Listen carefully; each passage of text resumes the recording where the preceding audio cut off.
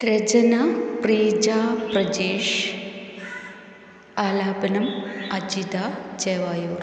ജീവിതമെന്നാൽ നാം സ്വപ്നം കാണും കഥയിലെ ഏടുകളല്ലാതെ പഠിച്ച പാഠം പയറ്റി നോക്കാൻ നമുക്കു കിട്ടുമരങ്ങല്ലോ. യാഥാർത്ഥ്യത്തിൻ വേഷമണിഞ്ഞൊരു നടന വിസ്മയമല്ലോ.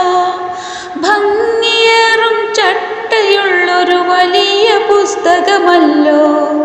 വായിച്ചാലും വായിച്ചാലും തീരാത്തൊരു പുസ്തകമല്ലോ.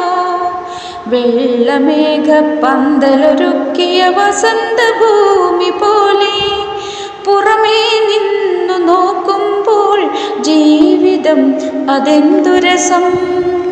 ജീവിതമെന്നാൽ നാം സ്വപ്നം കാണും കഥയിലെ ഏടുകളല്ലാതെ പഠിച്ച പാഠം പയറ്റി നോക്കാൻ നമുക്കു കിട്ടുമരങ്ങല്ലോ.